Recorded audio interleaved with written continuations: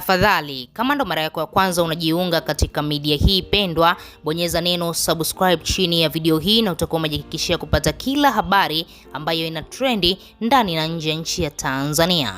Ni muda mrefu sasa tumekuwa tukiona tamthilia ya Last Chance wamekuwa wakiposti zile episode au vile vipande katika ukurasa wa YouTube kwa kuchelewa sana. Mashabiki wamekuwa wakilalamika katika comment section, wengi wao wakiwa wanauliza ni kwa nini tamthilia ya Last Chance wanakaa muda mrefu sana ndipo waweze kuachilia episode zao. Ukiangalia kama sasa hivi episode iliyopita ni siku 6 zimepita, tuseme almost wiki nzima.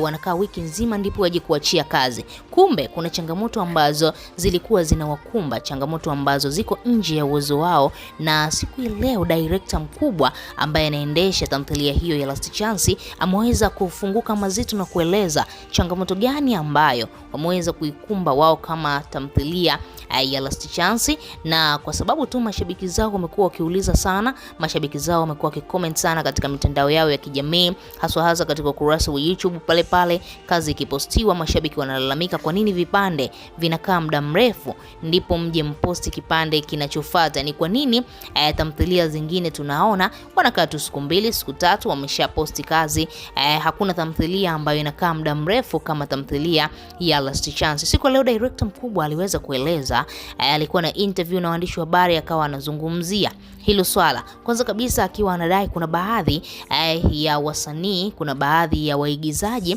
wameanza kuzingua. Yani kuzingua inamaanisha kile kipato ambacho walikuwa wanalipwa na hiyo tamthilia ya Last Chance sasa hivi wanataka kiongezeke, na director anakuambia kipato ambacho wanakipata ni kile ambacho walikuwa wanakipata tangu mwanzo. Sasa anajiuliza ni kwa nini mwigizaji anataka aongezewe pesa, na akawataja waigizaji wakubwa wawili ambao ni wahanga. Na ukiangalia hawa waigizaji ni waigizaji wanaopendwa sana. Mwigizaji wa kwanza ni Chike, mwigizaji wa pili ni Raji. Hao wote ni waigizaji katika Last Chance ambao wana mashabiki wengi sana kwenye mitandao yao ya kijamii, na wamekuwa ni waigizaji ambao wanapendwa kwa asilimia kubwa sana. Ukifuatilia katika comment section unaweza ukaona ni kwa namna gani Chike na Raji walivyoweza kuvaa uhusika katika tamthilia ya Last Chance, wamepelekea mashabiki wakawapenda kwa asilimia kubwa. Sasa director anakuambia inafika kipindi inabidi tu sisi kama madirector, sisi kama watu ambao tunaendesha hii media, tunaendesha hii tamthilia, inabidi tu tuongeze pesa,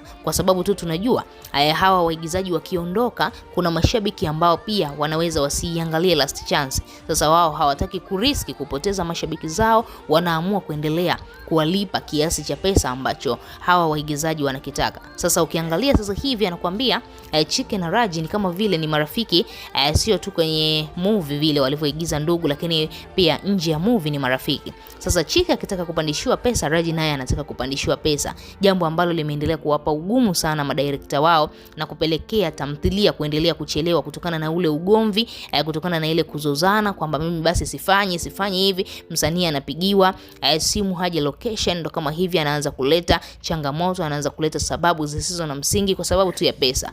Kwa hiyo changamoto ndo hiyo. Wasanii wakishajiona wakubwa, waigizaji wakishajiona tayari wameshapata jina, wanaanza kusumbua, wanaanza kuzingua. Tuliona pia katika tamthilia ya Dunia namna ambavyo Matilda na yeye pia sakata lake liliweza kutrend hivi kwenye mitandao ya kijamii. Wewe kama shabiki una lipi la kuzungumza? Tuachie maoni yako, lakini pia usahau kubonyeza neno subscribe.